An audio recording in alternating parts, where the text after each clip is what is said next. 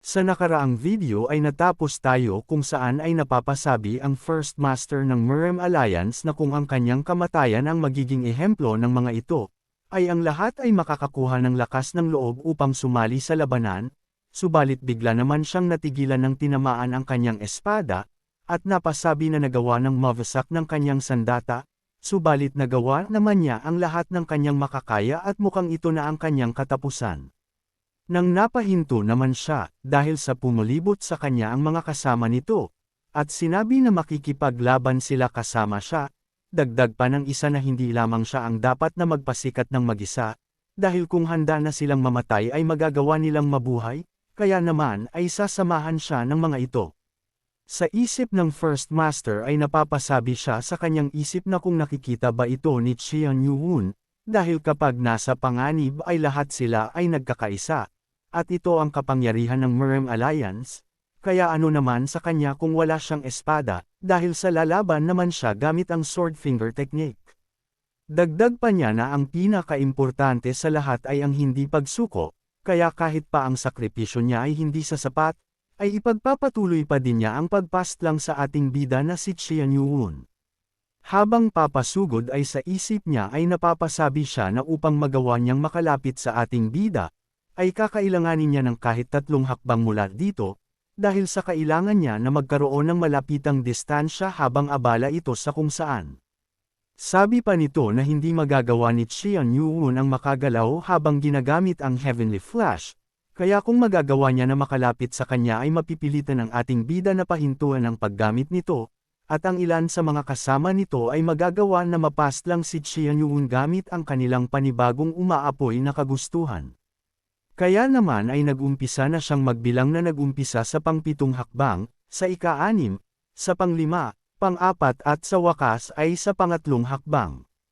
Subalit nang sumugod na ito ay pinahinto naman siya ng kanyang mga kasama dahil sa masyado pang delikado ang gagawin nito. Subalit nagpadala lamang ng sound telepathy ang First Master ng Murem Alliance sa kanya, at inutusan na sabihin sa iba pa ang kanyang huling habilin.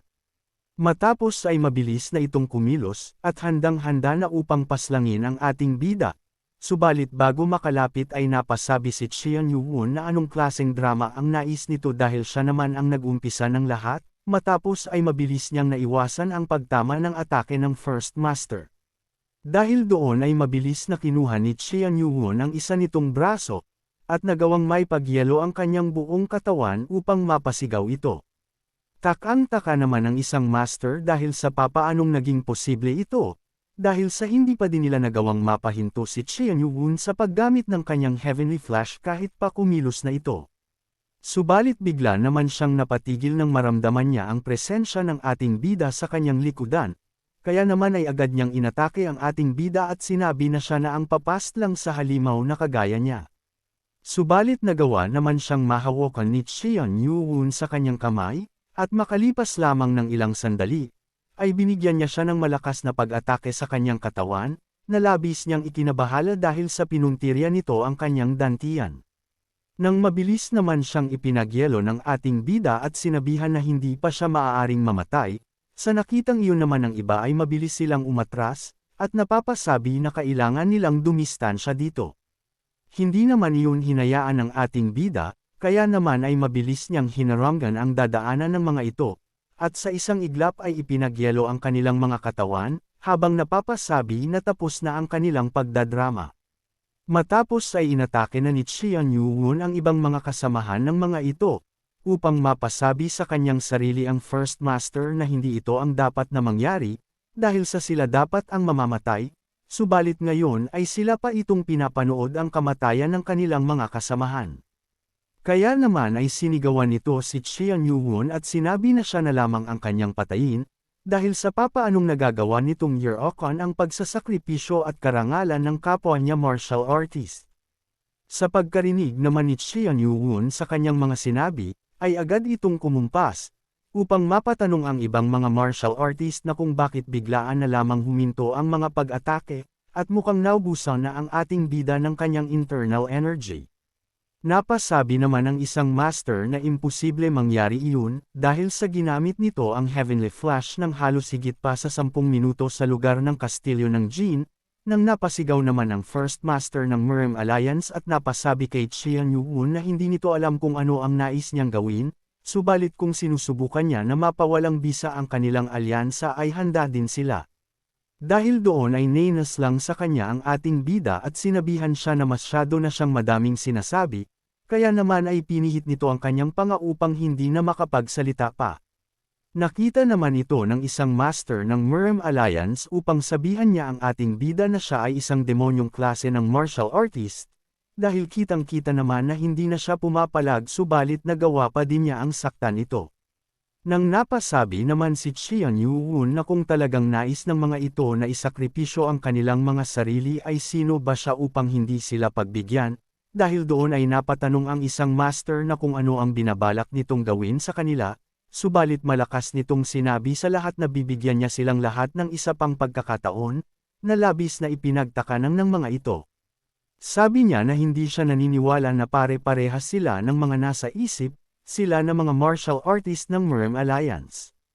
Nakatingin lamang ang lahat sa ating bida, habang napapatanong ang isang master ng Murem Alliance na ano naman ang nais na gawin ng isang ito sa kanila.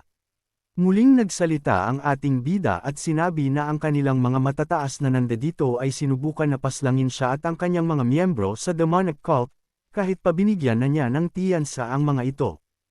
Hindi man siya nakasuot na parang santo na kagaya nila dahil ang kanyang mga miyembro sa demonic cult at siya ay pumapast lang ng kung sino na nagnanais na pumatay sa kanila, subalit ang kanilang mga pinuno ay sinusubukan na isakripisyo ang kanilang mga sarili. Kaya naman ngayon ay gagawa siya ng eksepsyon at bibigyan sila ng isa pang pagkakataon. Sabi pa nito na hindi siya ang tipo ng tao na nag-iiwan ng bakas para maiwasan ang di inaasahan na sakit ng ulo sa hinaharap. Subalit hindi din siya ang tao na mahilig sa malawakang pagpastlang, dahil sa hindi niya nais na pumastlang ng libo-libong mga tao. Sa narinig na iyon ng mga miyembro ng Murem Alliance ay hindi nila napigilan ang magtinginan, dahil doon ay napasabi ang isang master sa kanyang isip na mukhang nais na makipagnegosasyon sa kanila ng Demon God, subalit hindi niya dapat nahayaan lamang ang nais nito. Kaya naman ay sinabihan niya ang ating bida na kung sa tingin niya na madali lamang na mawasak ang kanilang paninindigan ay malaki ang kanyang pagkakamali. Subalit sinagot siya ni Qian Yuun na hindi na niya nais ang bagay na iyon. Sabi pa nito na simple lamang ang ibinibigay niyang tiyansa sa kanila, at lahat sila ay kailangan na makompromiso at gumawa ng desisyon. Sa isip ng isa na mukhang itinatanggi pa ng demonic cult leader ang nais niyang mangyari, dahil sa hindi ba nais niya na ipalit ang buhay nilang mga matataas sa Murem Alliance sa mga natitirang miyembro nila, at ang ganitong klase ng pagbabanta ay pinagkaisa lamang sila. Kaya naman sinabihan niya si Qian Yuun na kung iniisip ba niya na isasakripisyo nila ang kani-kanilang mga sarili dahil lamang sa kanyang mga pakulo ay nagkakamali siya, subalit sabi ng ating bida na mukhang nagkakamali siya, dahil simple lamang ang kanilang pagpipilian, at iyon ay kung magagawa nilang maipagpalit ang mga pamilya ng kanilang matataas sa kanilang harapan, kapalit ng buhay ng mga regular na martial artist, ay hahayaan niya na mabuhay ang lahat. Ikinagulat naman ito ng mga master, upang mapasabi sa kanyang isip ang first master na mukhang nais niyang gamitin ang halaga ng buhay ng kanilang mga pamilya, sa buhay ng mga ordinaryong martial artist ng kanilang Murem Alliance. Napasigaw naman ang isa na kung anong kalokohan ang sinasabi nito para idamay ang kanyang pamilya, subalit bigla naman siyang napatigil, dahil sa matinding killing intent na ipinapalabas ng mga miyembro ng Murem Alliance, at mapasabi si Qian Yuun na hindi ba niya naisip na ang halaga ng kanyang pagsasakripisyo ay ganito kabigat.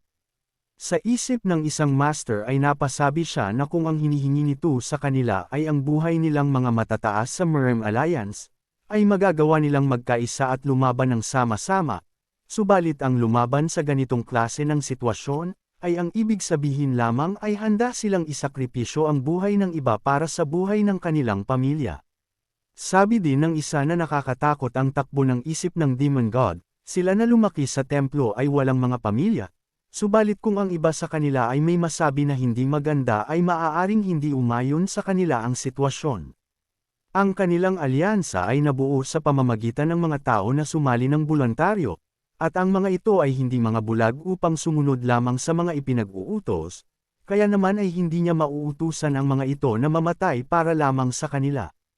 Naiinis naman ang mga miyembro ng MRM Alliance at napapasabi na kung bakit ang mga master na ito ay walang kahit na anong masabi sa tinatanong sa kanila ng Demon God, at mukhang sinasabi ng mga ito na ang buhay ng kanilang pamilya ay mas importante kumpara sa kanila na nandito. Inakala nila na ang nais ng mga ito ay ang isakripisyo ang kanilang mga sarili para sa hustisya, at mukhang tinatarantado lamang sila ng mga ito at pinaniwala. Sa huli ay pawang pagpapanggap lang din pala ang lahat. Sa nakikita ng ating bida na nangyayari ay napasabi siya na ngayon ay ang mga taong dapat na pinanghahawakan ang hustisya ay namimili lamang pala kung kailan nila ito gagawin, at ganun na din sa mga taong nasa kapangyarihan na nalunod ng matagal sa korupsyon, subalit kahit saang panig pa sila ng Jiang Ho ay wala nang magbabago sa kanilang sitwasyon. Kaya naman ay sinabihan niya ang lahat na mukhang sa tingin niya ay nahihirapan sila na sumagot, at isang malaking pag-aaksaya ng oras kung hahayaan lamang niya sila na mag-isip ng matagal. Kaya naman matapos nitong lumutang sa itaas nila at muling umpisahan ang kanyang Heavenly Flash Technique, ay sinabihan niya ang mga miyembro ng MRM Alliance na mukhang ang pinipili ng kanilang mga matataas sa MRM Alliance na mailigtas ay ang kanilang mga pamilya. Kaya naman ay inaasahan niya na nirerespeto ng mga ito ang desisyon ng kapwa nila martial artist sa Orthodox MRM Alliance dahil sa dito na niya tatapusin sila. Kung nais mo na masubaybayan ang mainit-init na kabanata, ay i-open lang ang notification bell pagkatapos mo na mag-subscribe.